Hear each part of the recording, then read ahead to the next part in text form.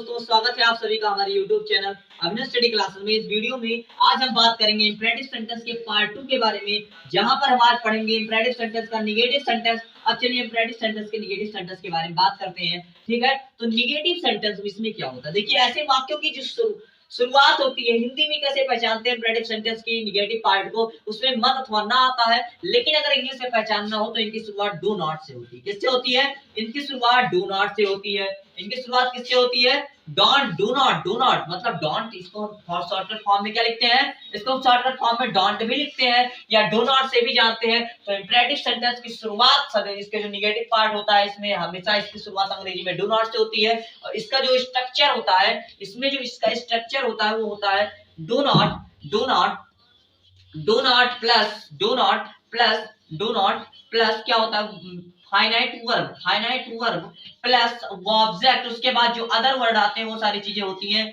ये हमारा स्ट्रक्चर होता है। यहाँ पर फुल स्टॉप अंत में लगता है। तो यहाँ पर आपको मैं समझ सकता हूँ कि आपको आ गया, लेकिन फिर भी अब हम एग्जांपल के साथ इंपरेटिव सेंटेंस को अच्छे से अब आपको समझाना शुरू करते हैं। ठीक है, ये आपका मेन फार्मूला है निगेटिव सेंटेंस का। मैंने आपको जब इंपरेटिव सेंटेंस पढ़ाया था पिछले वाली वीडियो में, तो मैंने आपको बताया था इंपरेटिव सेंटेंस वे सेंटेंस होते हैं जिनकी शुरुआत फाइनाइट वर्ब से होती है। ऐसे वाक्यों में छिपा होता है, ऐसे वाक्यों का भाव आदेशात्मक होता है। प्लीज, काइंडली, सर, मैडम आदि लगाने से वाक्य का भाव अनुरोधात्मक विनती करने वाला हो जाता है। ठीक है, अगर हम इसके पहले किसी भी शब्द में अगर हिंदी में आपको तुम वहां मत खेलो, तुम यहाँ मत आओ, तुम ऐसा मत करो, तो इस तुम नहीं आएगा। मैंने बोला सब्जेक्ट नहीं आएगा। सब्जेक्ट में तुम का भाव निकलता है, केवल ये छिपा होता है, ये छिपा होता है, लेकिन इशारा सामने वाले को ही करते हैं, तुम को ही करते हैं, आप को ही कर रहे हैं। ठीक है, तो इसमें यू क्या होता है? मैंने बताया था इसमें यू छिपा होता है, आपको मैंने बताया था। और ऐसे वाक्यों की जो शुरुआत होती है वो फाइनाइट वर्ब से होती है, मैंने आपको बताया था। ठीक है, ऐसे वाक्यों का जो भाव होता है वो ऑर्डर देने वाला होता है। और ठीक है, ऑर्डर देने वाले इंपरेटिव सेंटेंस, ऐसे सेंटेंस शुरुआत फाइनाइट वर्ब से होती है।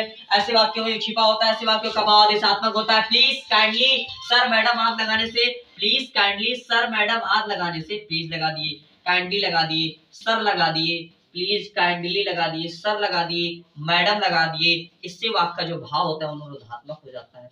अब कहो सर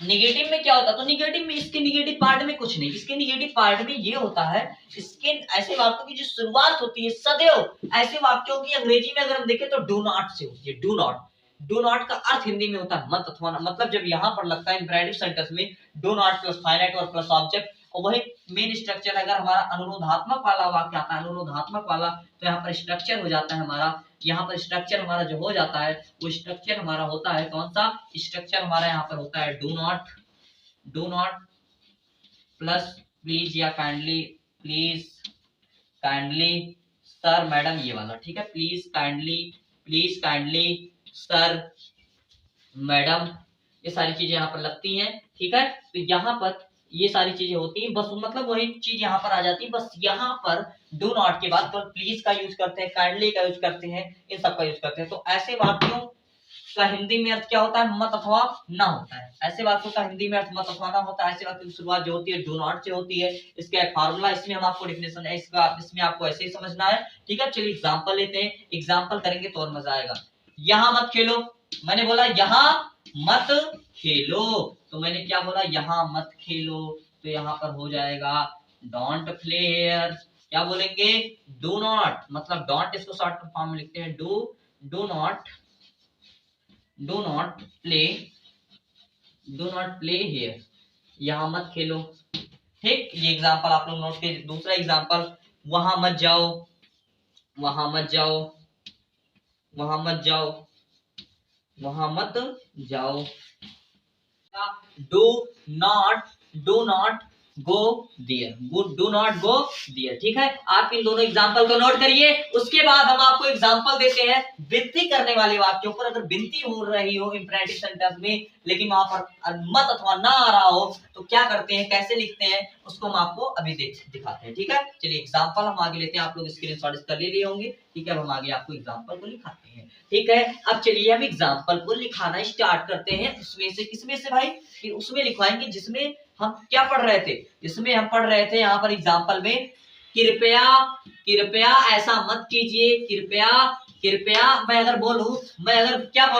बोलूं कृपया ऐसा मत कीजिए, कृपया ऐसा मत कीजिए, तो यहाँ पर क्या हो जाएगा, कृपया ऐसा मत कीजिए, कृपया ऐसा मत कीजिए, तो यहाँ पर क्या हो जाएगा, do not, do not, do not क्या लिखेंगे, डो नॉट। अब मैंने थोड़ा आपको गलत, डू नॉट, मैंने क्या बोला आपको, कभी भी मैंने अभी थोड़ा आपको गलत पढ़ा दिया, आप ध्यान दीजिएगा। यहाँ पर मैंने बोला था कि डू नॉट के बाद आपको प्लीज काइंडली वाला लिखना है, सॉरी यहाँ पर गलती हुई थी, यहाँ पर आपको अनुरोध वाला इसके डू नॉट के जस्ट पहले लिखना है, ठीक है, आपको गलती हुई ध्यान नहीं था। तो डू नॉट प्लीज पहले यहाँ पर लगा लेंगे, प्लीज, प्लीज क्या लगाएंगे, प्लीज लगाएंगे, उसके बाद कॉमा करेंगे, फिर लगाएंगे do not, please do not. So please do not, please do not do do do this, ऐसा मत कीजिए, ऐसा डू इट, ऐसा मत करो, इस इट का मतलब ऐसा यहाँ पर होगा, ठीक है। तो please do not do it, please do not do it. Of course do क्यों आया, डू का मतलब करना होता है, दूसरा वर्ब के रूप में है, यहाँ पर भी वो यहाँ पर जो है, यहाँ पर एक हेल्पिंग वर्ब के रूप में है, वहां पर मेन वर्ब के रूप में, ठीक है। तो ठीक है, अब मैं आशा करता हूँ आपको इस वीडियो में इंपरेटिव सेंटेंस अच्छे समझ में आया होगा, लेकिन फिर भी हम अंत में चलते चलते इंपरेटिव सेंटेंस के एग्जांपल आपको करा रहे हैं। इंपरेटिव सेंटेंस वे सेंटेंस होते हैं जिनकी शुरुआत फाइनाइट वर्ब से होती है। ऐसे वाक्यों में यू छिपा होता है, ऐसे वाक्यों का भाव आदेशात्मक होता है, प्लीज, काइंडली, सर, मैडम आदि लगाने से वाक्य का भाव अनुरोधात्मक हो जाता है, ठीक है। निगेटिव सेंटेंस में हिंदी में इसका अर्थ मतवाना निकलता है, अंग्रेजी में इनकी शुरुआत डू नॉट से होती है। अगर प्लीज काइंडली सर मैडम आदि वाला वाक्य आए तो उसमें प्लीज काइंडली सर मैडम आदि को वाक्य के आरंभ से पहले ही लिख देते हैं, जैसे please do not play here, please do not go there, ठीक है। इस टाइप से हम करते हैं। इस वीडियो में हम इंपरेटिव सेंटेंस को समाप्त कर रहे हैं, मिलेंगे आपसे अगली वीडियो में एक्सक्लेमेटरी सेंटेंस के साथ, एक्सक्लेमेटरी सेंटेंस के साथ, ठीक है। इस वीडियो को यहीं पर एंड करते हैं, मिलेंगे आपसे अगले वीडियो।